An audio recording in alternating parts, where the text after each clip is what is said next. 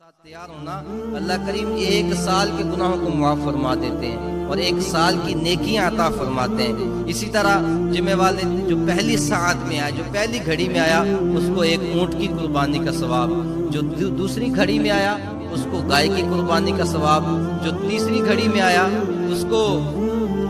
بھیڑ کی قربانی کا ثواب، اور جو چوتھی گھڑی میں آیا اس کو اتنا صدقہ کرنے کا ثواب ملے گا کہ کسی مرغی کو اللہ کے راستے میں صدقہ کر دیا، اور جو بالکل آخر میں آیا اس کو ایک انڈا صدقہ کرنے کا ثواب۔ دیکھیں اگر یہ دنیا کے کام ہوتے تو ہم سب سے پہلے کھڑے ہوتے۔ یار آپ دیکھیں جب آٹا تقسیم کیا جاتا ہے تو لوگ ناشتہ بھی نہیں کرتے، صبح جا کے کھڑے ہو جاتے تھے کہ آٹا لینا ہے، جلدی جائیں گے تو جلدی مل جائے گا، دو شناختی کارڈ لے کر چلے جاتے ہیں۔ یہ دنیا کا فائدہ تھا، یہ آخرت کا فائدہ ہے، یہ اس میدان محشر کا فائدہ ہے کہ جہاں باپ بیٹے کے کام نہیں آئے گا، بیٹا باپ کے کام نہیں، ایک ایک نیکی کو آدمی ترسے گا۔ اس کے لیے جمعے کے دن چھٹی جو کی ہے تو کم از کم پہلی گھڑی میں تو آئیں، اونٹ کو قربان کرنے کا ثواب تو حاصل کریں۔